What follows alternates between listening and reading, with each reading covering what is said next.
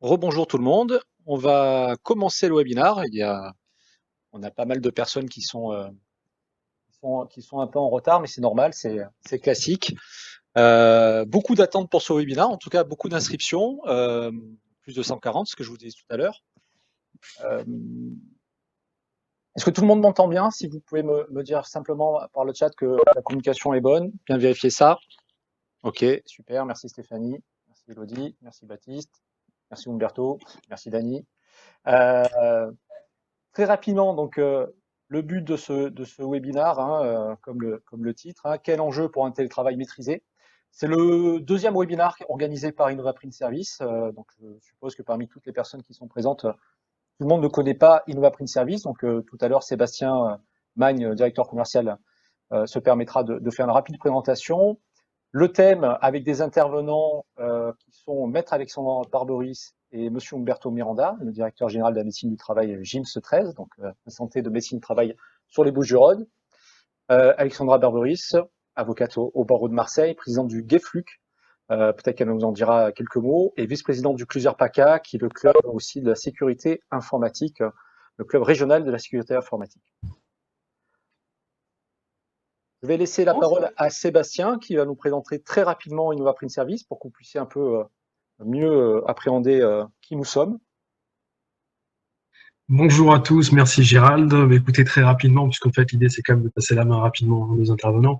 Juste, vous avez tous sous les yeux en fait InnovaPrint Service. On fête nos 10 ans. On est un distributeur spécialisé dans les solutions d'impression au départ, qui a élargi son champ d'activité sur les solutions informatiques, mais aussi sur la téléphonie, sur la sécurité informatique, sur la sauvegarde, sur les solutions de GED également.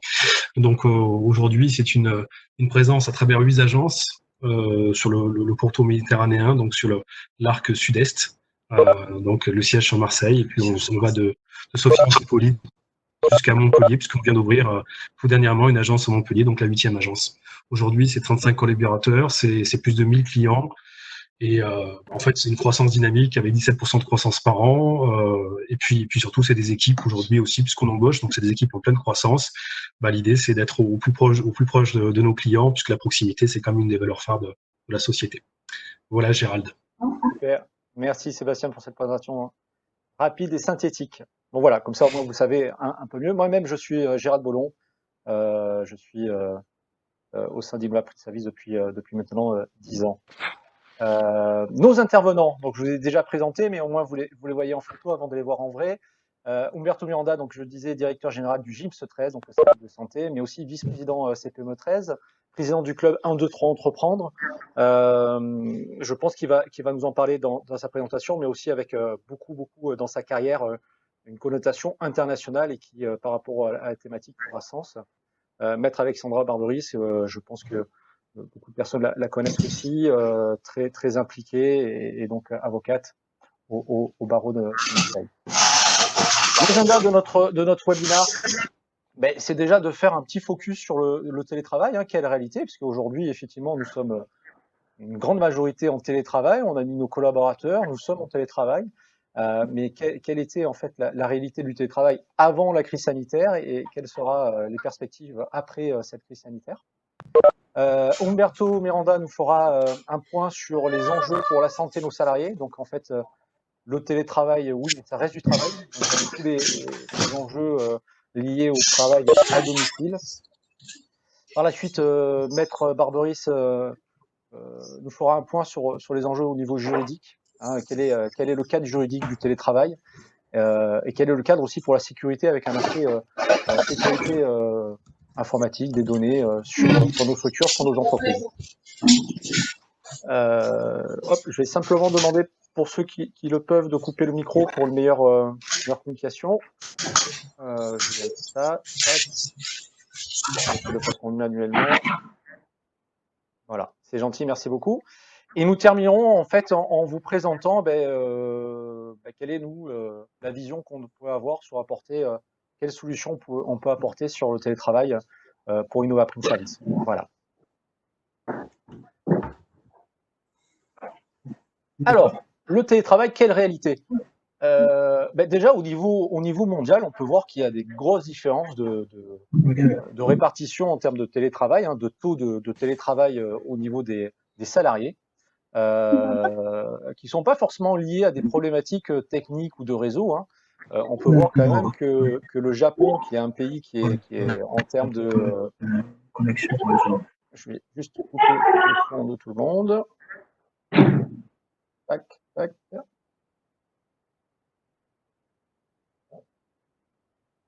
Donc on peut voir que le Japon, qui est un pays qui est quand même très numérique, ils sont très peu de télétravailleurs, hein, 8% de télétravailleurs en 2018. Hein, ce sont des données qui datent de 2018 et des données qui sont tirées du journal Les Échos. Et par contre, on a des pays comme le Brésil, comme l'Australie, comme l'Inde, hein, même les États-Unis qui sont en avance par rapport à la France, avec des habitudes de travail et de télétravail.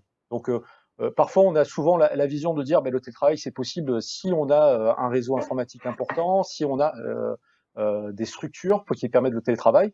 Oui, certes, mais c'est aussi beaucoup une question de culture.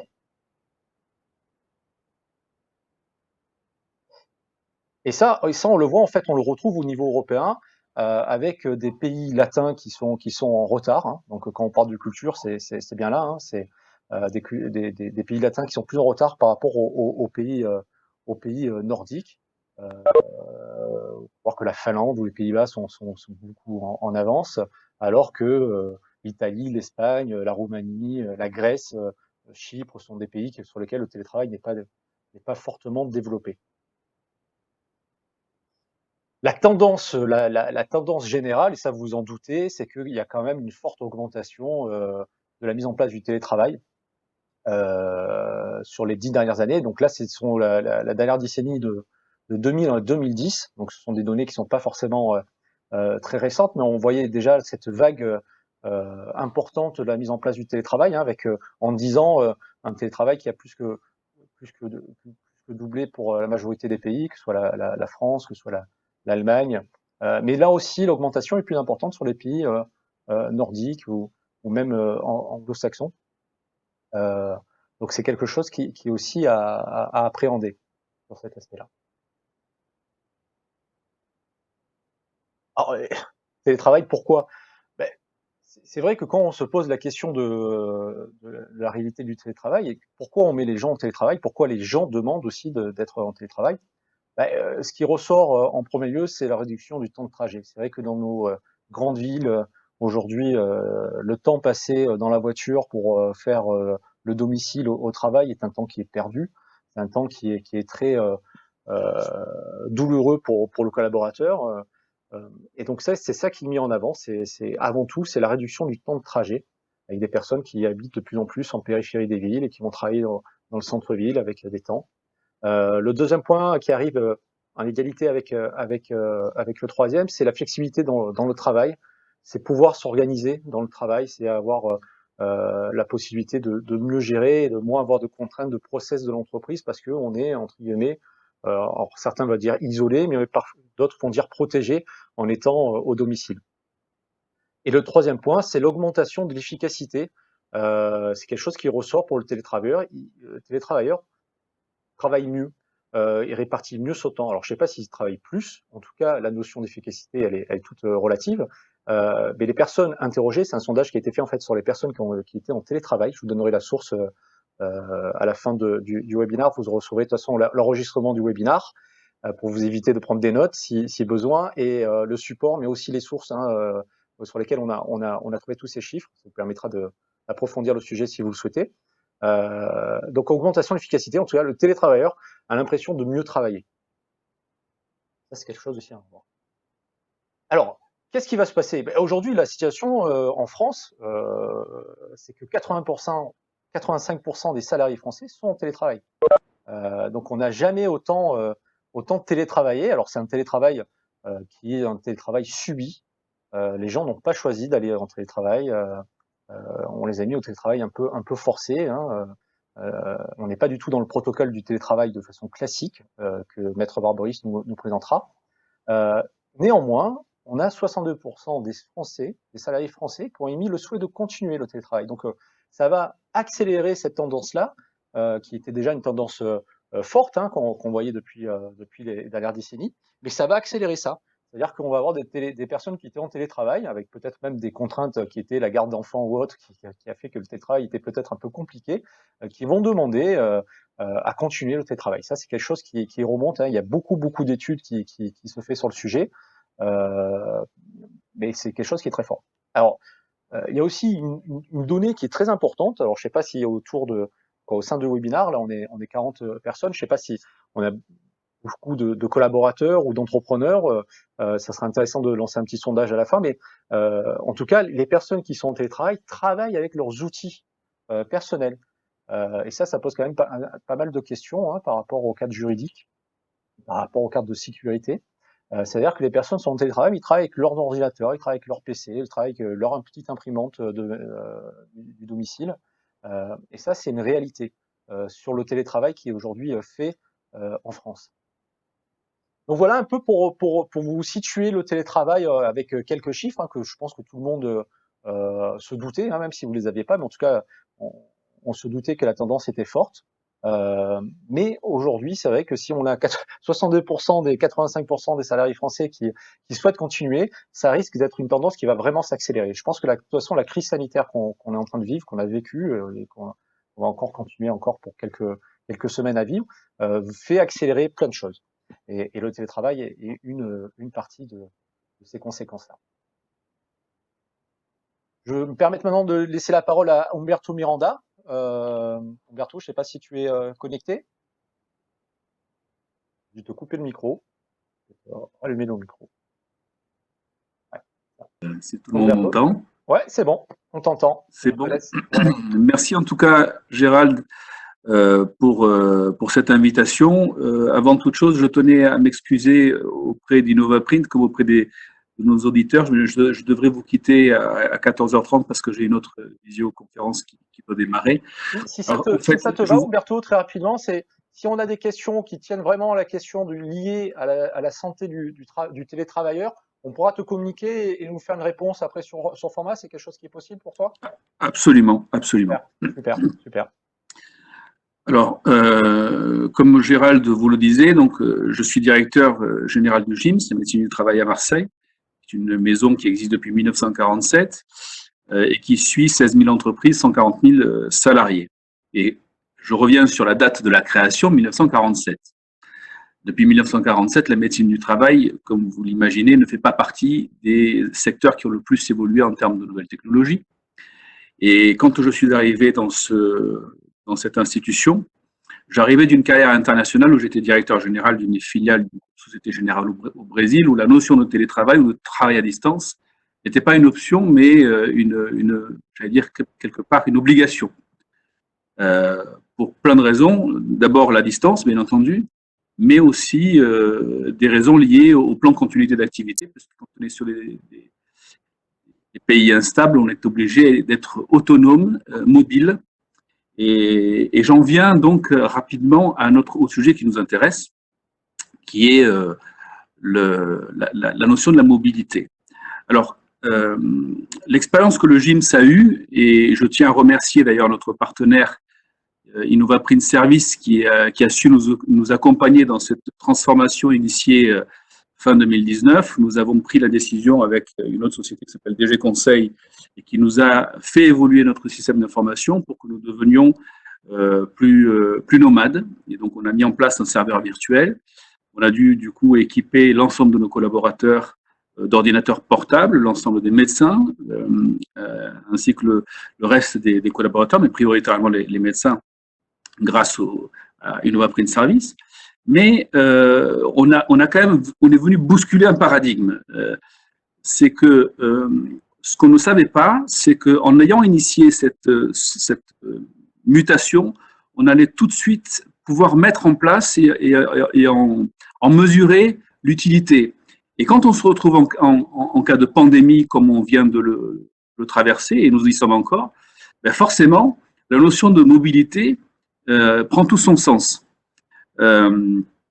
Et là se pose la question de la différence qu'on va pouvoir faire entre le télétravail et le travail à domicile, qui pour moi sont deux choses complètement différentes.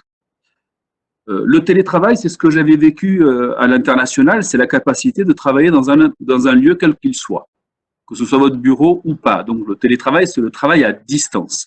Le travail à domicile, ce qu'on appelle dans le langage anglo-saxon le home office, fait appel à d'autres problématiques. Et c'est précisément ces problématiques-là que nous sommes en train d'aborder au sein du GIMS, qui est la notion du document unique. Désormais, il va falloir intégrer dans le document unique des entreprises la notion de home office.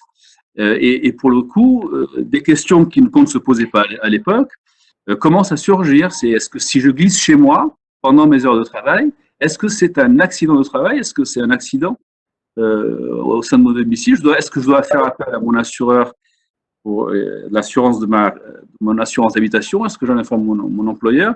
Et si je me blesse à 19 heures, est-ce que c'est toujours du télétravail parce que je ne suis plus dans mes horaires de travail? C'est toutes ces problématiques-là aujourd'hui que nous sommes en train d'aborder les unes après les autres. Et nous sommes obligés, du coup, de faire cohabiter deux éléments fondamentaux. Le premier qui est l'équipement, proprement dit.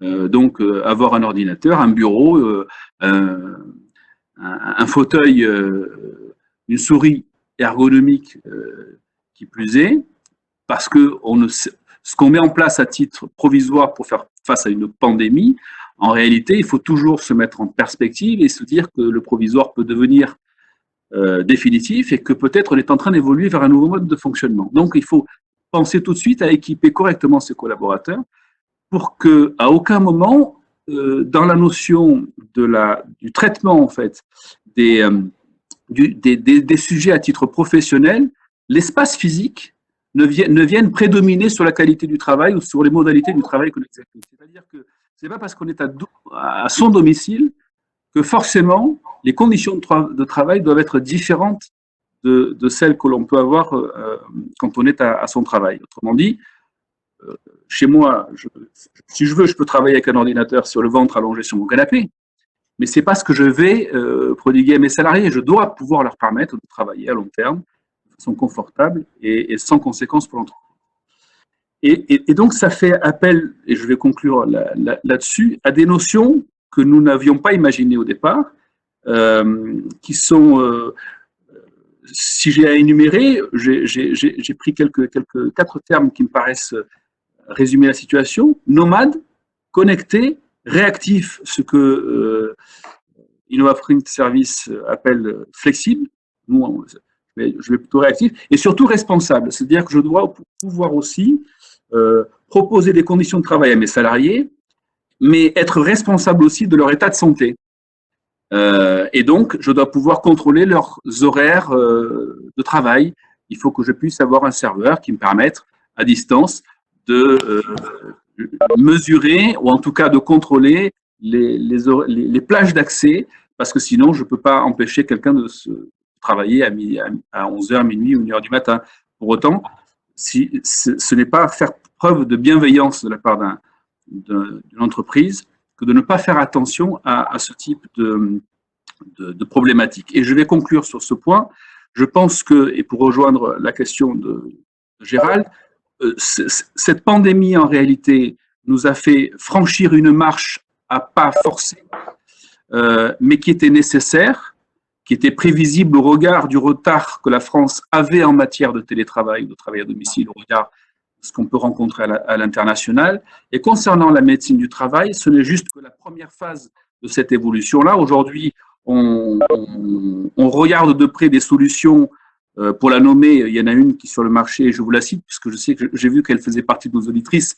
La solution qui est Padoa. Padoa, aujourd'hui, permet de révolutionner le monde de la médecine du travail parce que, précisément, elle s'inscrit dans cette contemporanéité, dans cette temporalité qui nécessite qu'on puisse être nomade, qu'on puisse téléconsulter à distance. Ça fait partie des problématiques aujourd'hui que rencontrent nos médecins, qui, par respect des mesures barrières que nous imposent de nouvelles normes de la Direction générale du travail, on aura de plus en plus la nécessité d'être flexible dans nos process et nos modes de fonctionnement.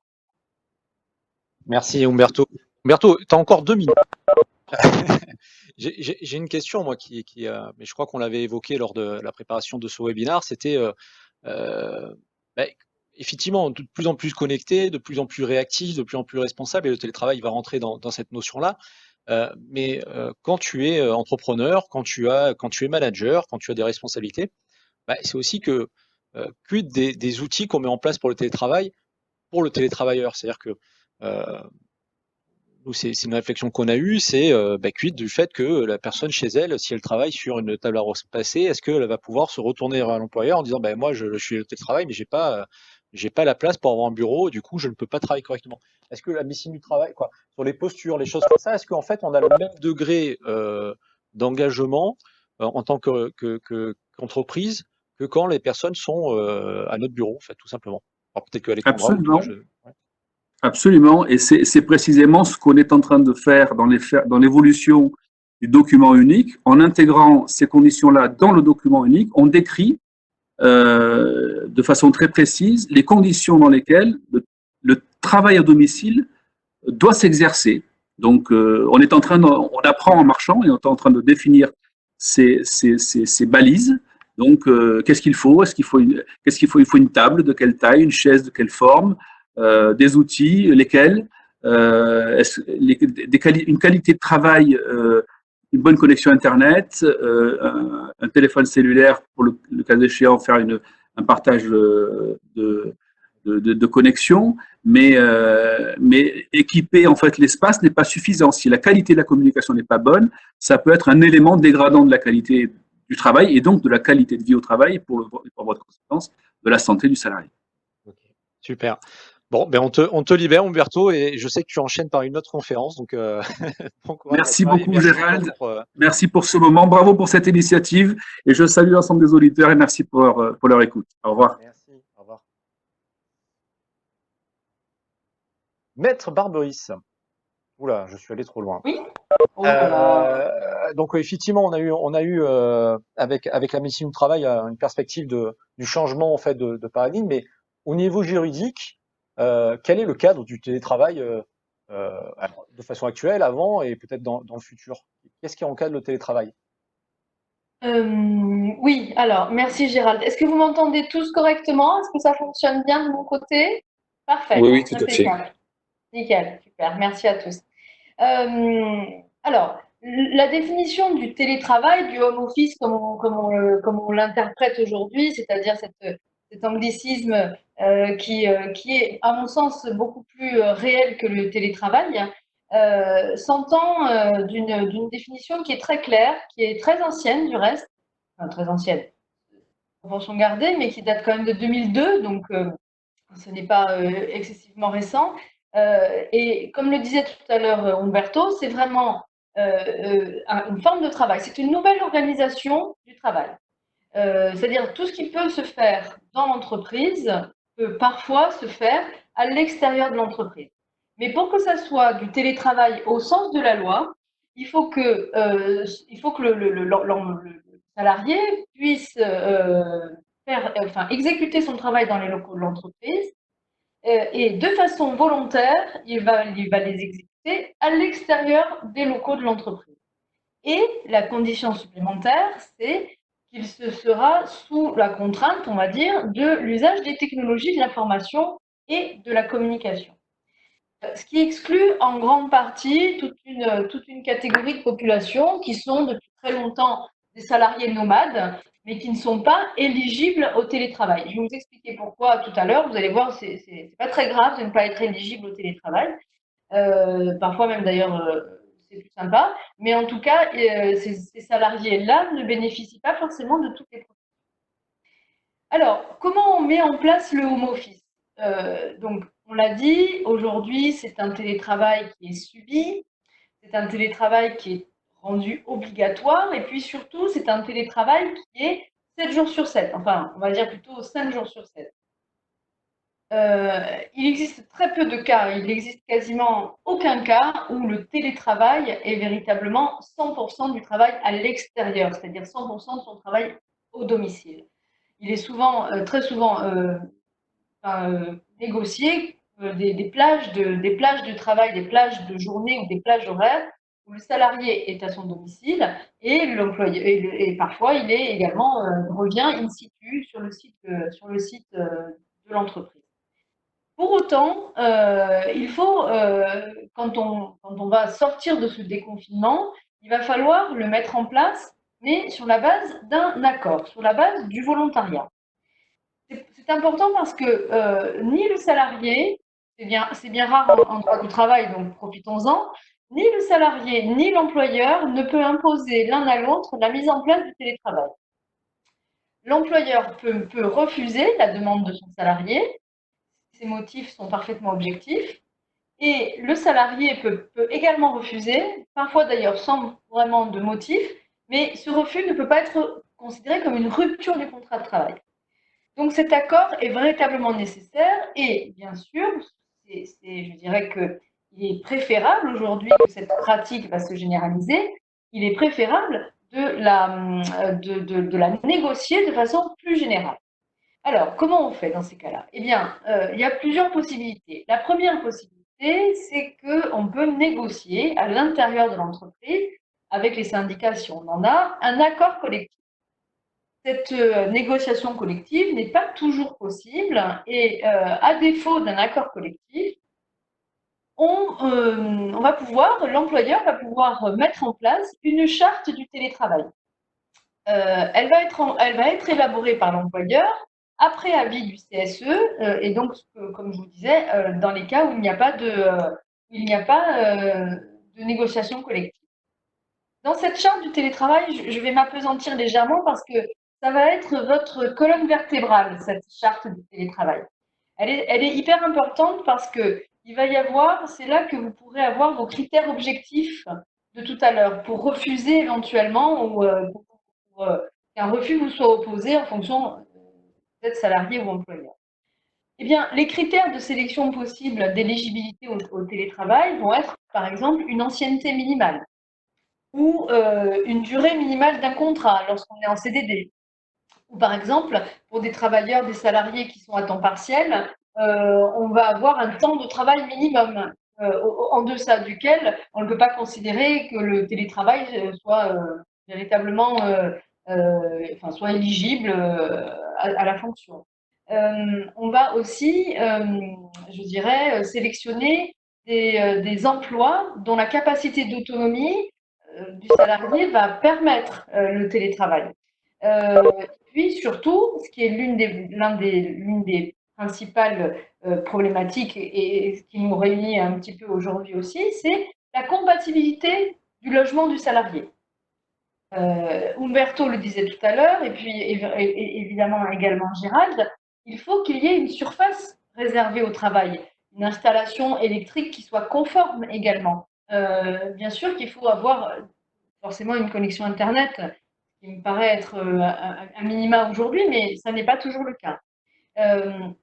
Et donc, cette charte du télétravail, elle va être importante parce que c'est là que vous allez pouvoir, tranquillement et en réfléchissant, en même temps que vous modifiez votre document unique, eh bien, vous allez construire votre charte du télétravail.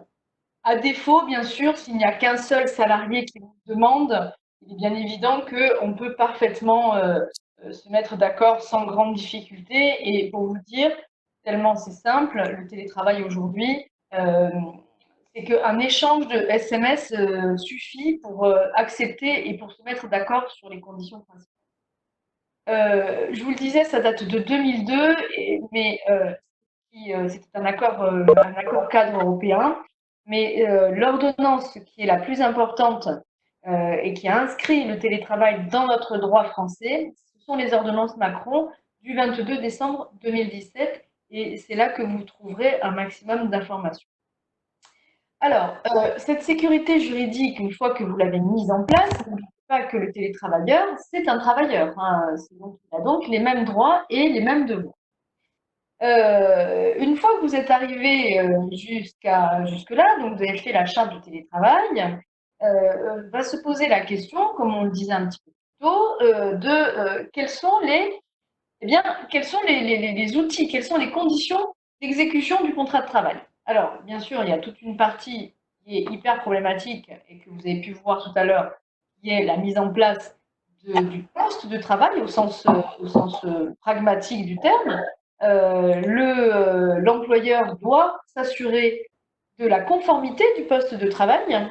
Il peut même demander aux salariés que quelqu'un de l'entreprise vienne à son domicile pour ce qui concerne les installations électriques et les installations Internet également. Ça comprend également les outils informatiques, puisqu'on est bien d'accord que l'article définit le télétravail inclut forcément les nouvelles technologies de l'information et de la communication. Donc là, il y a 3 situations, globalement, j'ai essayé de vous résumer, 3 situations que vous pourrez avoir à vivre. On a la première situation qui est le Bring Your Own Device. C'est ce que tout le monde connaît depuis très longtemps. Je viens au bureau avec mon ordinateur portable. Il est bien évident que quand je suis à la maison, je garde mon ordinateur portable. La problématique que l'on va rencontrer là, c'est que l'entreprise va autoriser l'accès à distance à ses propres serveurs, puisque justement, on est bien à distance, c'est bien toute la problématique, depuis le terminal de ses collaborateurs.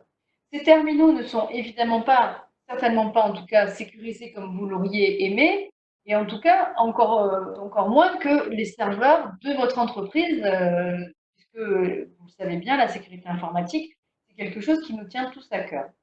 Alors, cette situation-là, évidemment, on la vit tous, on l'a tous vécu à un moment ou à un autre. C'est un gros point rouge, voire noir en termes de sécurité. Par contre, les avantages en termes de coût et de temps de mise en œuvre, enfin d'espace de mise en œuvre, ils sont excessivement courts et le coût, évidemment, est réduit à zéro. C'est un choix, c'est un choix qui est difficile à faire, mais c'est un choix. C'est celui que l'on a fait lorsque l'on vit quelque chose, évidemment, comme ce que nous vivons aujourd'hui, c'est-à-dire une mise en télétravail subie, immédiate et pour tout le monde. Okay. Ensuite, si on veut vraiment que ça perdure dans le temps, on a une autre possibilité qui est le COP, Corporate Owned, Personally Enabled. Alors là, la situation est inversée, c'est-à-dire que le matériel est acheté par l'entreprise. Évidemment, les informaticiens et la DSI, quand vous en avez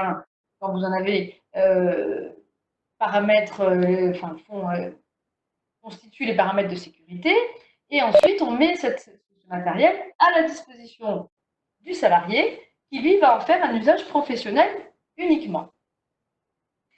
Donc là, le process s'inverse quasiment, c'est-à-dire qu'en termes de sécurité, il est bien évident que c'est top.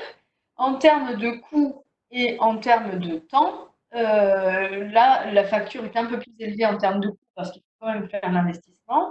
Et puis en termes de temps, il est bien évident que ça ne peut se faire que dans un télétravail instauré et, je dirais, construit avec les salariés. Et puis la dernière possibilité que vous avez, c'est évidemment le bureau virtuel, le Virtual Office, qui est depuis longtemps, je dirais, une arlésienne, mais en tout cas aujourd'hui, ça tend à se multiplier. Je dirais la définition de cette situation est très simple, c'est que l'environnement de travail est totalement désolidarisé du poste de travail. Donc, en effet, on se connecte avec n'importe lequel de nos devices, n'importe lequel de nos terminaux, mais les données de notre entreprise étant stockées dans le cloud avec un niveau de sécurité, évidemment, choisissez bien le cloud, forcément, avec un niveau de sécurité qui est élevé, eh bien, je dirais, il n'y a plus de possibilité de télécharger, donc de faire des flux de données. Et ça permet une grande sécurité. Voilà les conditions d'exécution, les possibilités que le chef d'entreprise a pour exécuter ce contrat de travail dans les meilleures conditions. Je voulais vraiment faire un focus sur cette obligation de sécurité des données parce que, je ne sais pas si vous le savez ou non, mais le cabinet que j'ai fondé est spécialisé en matière de protection des données, en l'occurrence des données personnelles, bien évidemment, mais les données sont toutes des données importantes dans l'entreprise, que ce soit des données sensibles, personnelles ou pas du reste, mais Et donc, il existe aujourd'hui des solutions qui sont parfaitement accessibles pour gérer la sécurité de vos données. Surtout, je vous en supplie, n'en faites pas l'économie. Inès, oui? N'en faites pas l'économie. Ne faites pas l'économie de ces systèmes de sécurité, surtout si dans votre entreprise, le télétravail tend à se développer. Alors, ce dont je n'ai absolument pas parlé, alors vous avez vu le beau dessin, hein, c'est-à-dire qu'à gauche, on a bien le risque qui vient du terminal de votre salarié, et à droite, le serveur et le réseau de votre entreprise qui est habituellement sécurisé. Il est bien évident que pour faire la connexion entre les deux, vous avez vu que j'ai signifié l'Internet et j'ai mis un bouclier de VPN. Alors, le VPN n'est pas la seule solution, mais pourrais vous donner d'autres idées éventuellement si vous en avez besoin. Là, je reprends ma casquette de vice-présidente du plaisir PACA pour vous en parler, mais quoi qu'il en soit, il faut que vous preniez ça en considération, c'est hyper important.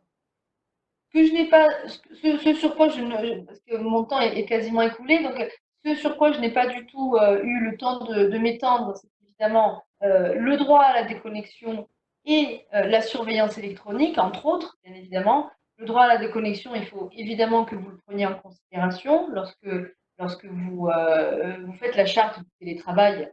Le temps pendant lequel votre salarié est à votre disposition doit être qui n'est pas forcément d'ailleurs les horaires habituels de travail, hein, doit être bien signifié. Et puis, la surveillance électronique, il est bien évident que si vous communiquez un appareil à vos salariés, vous avez la possibilité d'y intégrer un certain nombre de processus de surveillance. Alors, ça n'est pas interdit, mais la seule chose qui est obligatoire, c'est évidemment de prévenir votre salarié qu'il y a un process de surveillance de son activité. Donc, forcément, il ne pourra pas aller sur des sites perso, enfin, etc. Toute cette partie-là qu'il faudra évidemment, sur lequel il faudra l'informer. Je crois que j'ai terminé. Gérald, il me semble que c'est mon dernier.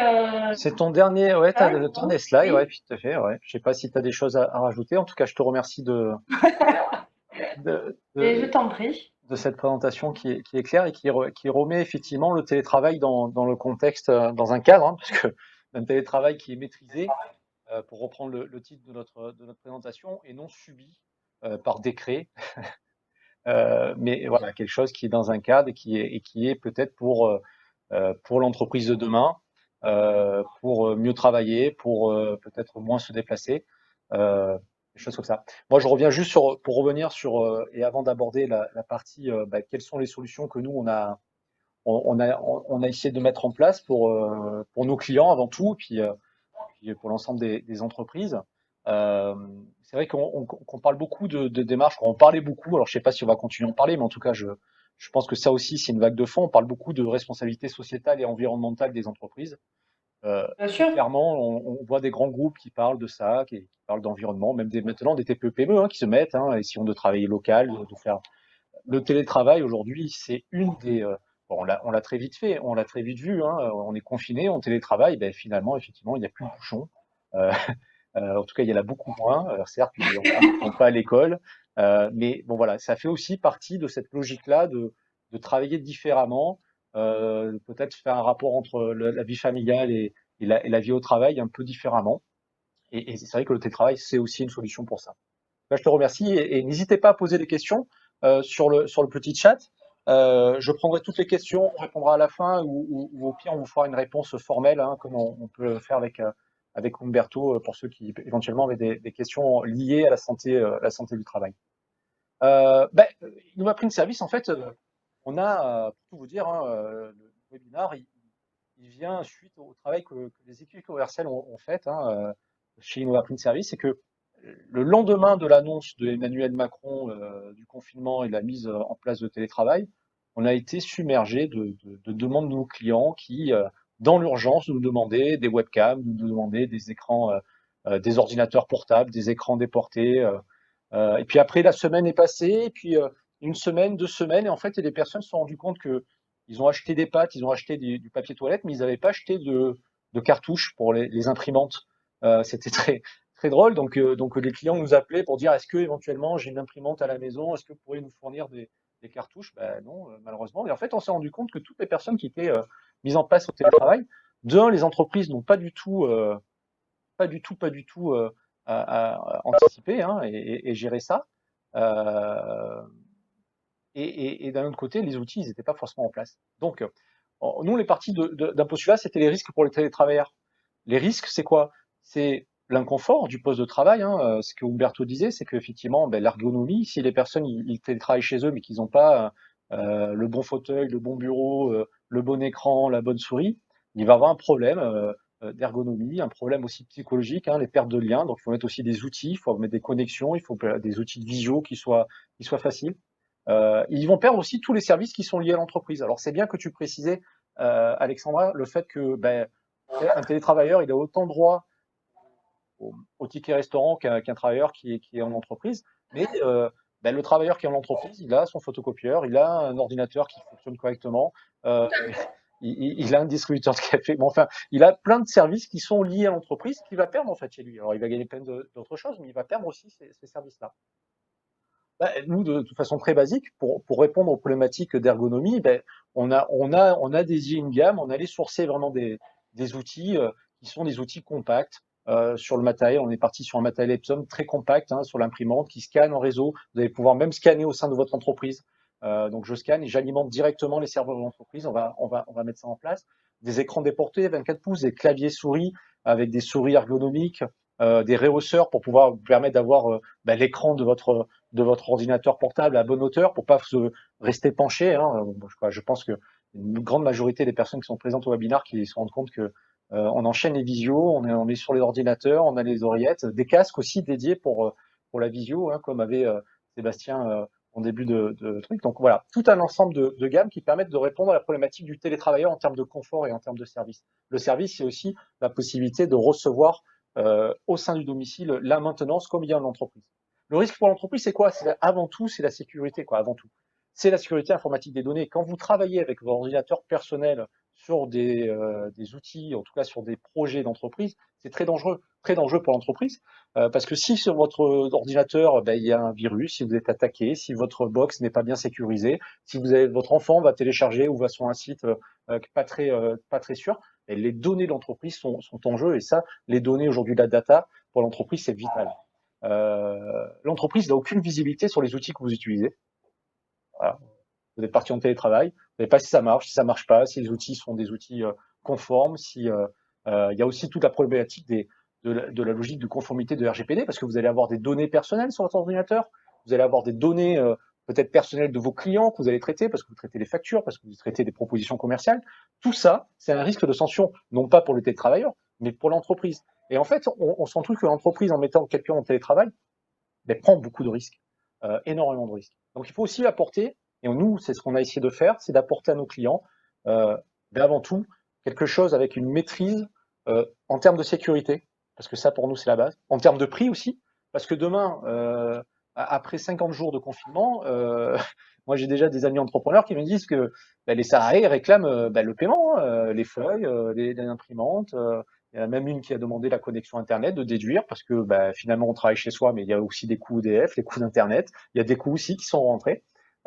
Donc c'est essayer d'apporter aussi une solution qui est sécurisée avec des outils qui sont mis à jour, avec des antivirus. On peut mettre en place bien sûr le VPN entre le réseau de votre entreprise et chez vous, votre domicile, sur demande, c'est des prestations qu'on peut mettre en place. Il y a d'autres outils, hein. On peut mettre du SharePoint, on peut mettre des outils collaboratifs qui vous permettent de travailler de chez vous, comme de la maison comme à l'entreprise.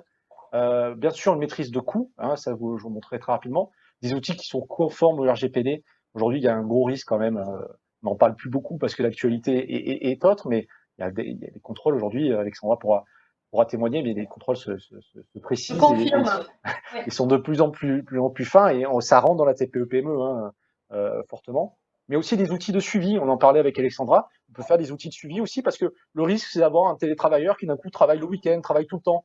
Alors c'est bien si c'est son choix. Mais si c'est parce que la personne a un mal-être et que d'un coup Umberto nous en parlait hier soir quand on préparait cette présentation, où il y avait un salarié de la médecine du travail qui à un moment donné, avait fait un burn-out et arrêtait pas d'envoyer des mails n'importe quand. Donc il faut aussi avoir des outils qui vous permettent de calibrer ça, de formaliser ça. Donc ça, c'est des outils qui sont possibles à installer sur les postes informatiques aujourd'hui. Il y a aussi un suivi des consommations, hein. Si on vous met en place un petit multifonction pour pouvoir scanner, pour pouvoir imprimer, il faut aussi que ça, vous ayez, vous, entrepreneur, en tout cas manager, décideur, vous pouvez avoir une vision de ce qui est mis en place. Donc voilà, notre simple promesse, c'est organiser le télétravail au domicile de vos collaborateurs, du collaborateur, dans les mêmes conditions de confort, de service et de sécurité informatique au sein de vos bureaux. Voilà.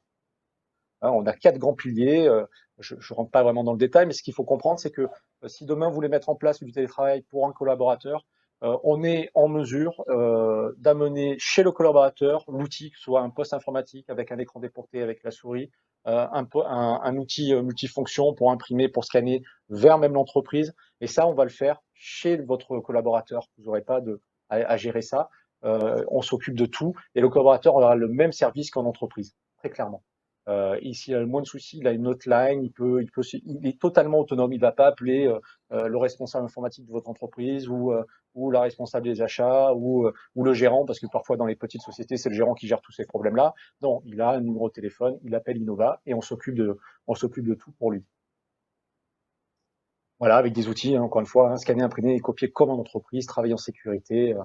Voilà, je ne vais pas rentrer, mais vraiment notre promesse, c'est de pouvoir apporter à vos collaborateurs le même service qu'en entreprise avec des coûts qui sont maîtrisés. On a mis des coûts, je vais être très clair avec vous, hein, pour ceux qui éventuellement ça peut intéresser.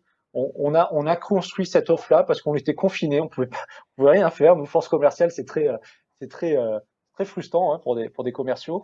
Mais on a essayé de répondre tout simplement aux demandes au cas par cas des clients et on a construit cette offre-là comme ça avec des prix qui sont des prix fixes. Ils vont continuer, hein, c'est pas une opportunité du tout de suite à la crise sanitaire, c'est une gamme, c'est une solution qu'on rentre dans notre catalogue de solutions.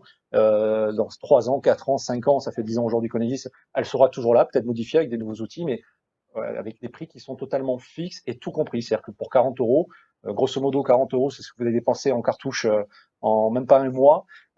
Pour ceux qui ont travaillé en télétravail, vous allez avoir un multifonction avec les impressions incluses, avec la maintenance incluse, avec tout compris. Pour 70 euros par mois, vous avez un ordinateur HP nouvelle génération avec l'antivirus, avec le pack Office, avec la hotline dessus.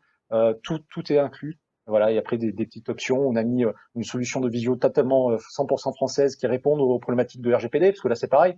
Là on travaille sur un outil Webex aujourd'hui pour question de simplicité pour une grande partie, mais voilà, du Zoom c'est pas possible, quoi. Hein. Alors, très clairement, depuis le début, hein, il faut savoir que il faut savoir que pour ceux qui utilisent Zoom, les grands groupes ont reçu un courrier des services généraux pour dire arrêtez d'utiliser Zoom, c'est même pas la peine, quoi.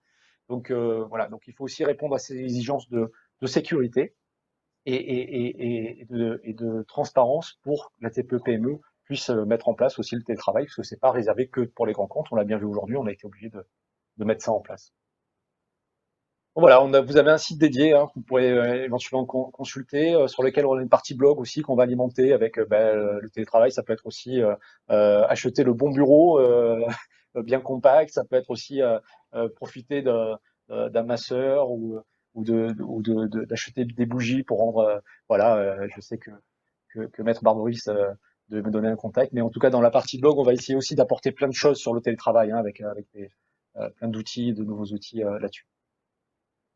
Voilà pour notre partie. Voilà pour la fin de ce webinaire. J'espère que ça a été bien clair pour tout le monde. Je ne sais pas s'il y a des questions. Je n'ai pas vu passer. Alors c'est soit parce que on a été très très clair. Non, mais bien sûr. Je ne sais pas s'il y a des questions. Je vais libérer les micros de chacun. Libérer la parole. Je vais essayer de faire ça. Je vois Madame Berthier de classe 3. Bonjour. Et Christelle. Je vois Monsieur Glatini de PACA Budget. Bonjour Monsieur Glatini. Monsieur Chauvin qui est un client. Bonjour Monsieur Chauvin. Voilà, donc je ne sais pas si vous avez des questions, n'hésitez pas à poser. Si vous avez besoin de plus d'informations, on sera sur le site internet. Je vous envoie comme promis la présentation support du webinar. Je vous envoie aussi la vidéo. Voilà, peut-être qu'il y a des choses qui vont, des sujets qui vont plus intéresser que d'autres. Comme ça, vous aurez de la matière. Gérald, on a une question. Oui. On a une question sur le chat. Vous travaillez dans un rayon de combien de kilomètres autour de Marseille? Alors, en fait, sur cette offre-là, ouais, je ne sais pas si tu la vois. Répondre, ouais, vas-y. Moi, je vais répondre. Donc, sur cette offre-là, on n'a pas de limitation de kilométrage. On est capable d'intervenir de partout chez l'utilisateur directement, donc au plus Gérald. Donc, on n'a pas de problématique de kilomètres autour de Marseille. Ouais, pour précision, on est un groupe régional, hein, donc on intervient de grosso modo de Montpellier à Monaco en remontant sur Valence, hein, quasiment. Donc une grande, voilà, on est une petite structure régionale. Et après, on a des clients qui sont nationaux qu'on a accompagnés. Donc non, c'est pas trop une problématique. La méchanceté qu'elle fait à son enfant. Alors, m'assurer que cette prestation peut entrer dans le dispositif qu'une entreprise peut envisager pour accompagner le bien-être des salariés en entretien. Ouais, tout à fait. C'est vrai que nous, notre but, en fait, hein, cette offre, elle a été construite pour répondre aux demandes de nos clients. Donc, effectivement, ça peut faire sens avec votre atelier sur les salariés en télétravail. Ouais, tout à fait. C'est un plus. Pour vous donner un peu une idée, hein, on a le groupe EDF qui est en train de référencer notre offre entre guillemets pour leurs salariés. Voilà, on a des grands. Alors c'est rigolo parce que c'est surtout les grands groupes qui sont intéressés.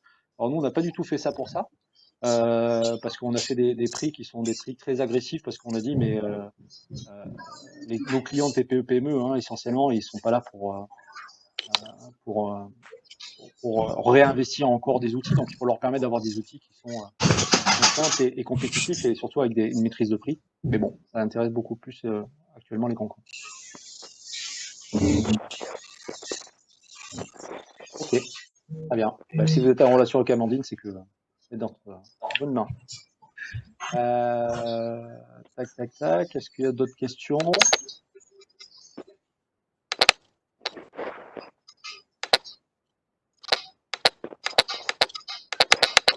Bon, pas d'autres questions. Donc écoutez, moi en tout cas, je vous remercie tous. On était. On a eu un petit souci avec Webex, donc on a été bloqué à 40 participants. Après, les autres personnes ont été bloquées. À quoi c'est dû. Donc on va peut-être refaire on va refaire peut-être la même thématique dans quelques semaines. En tout cas, je vous remercie tous et je vous envoie par mail, donc avec votre accord, la présentation vidéo et la présentation PowerPoint. Merci Gérald. Merci. Au revoir à tous. Au revoir.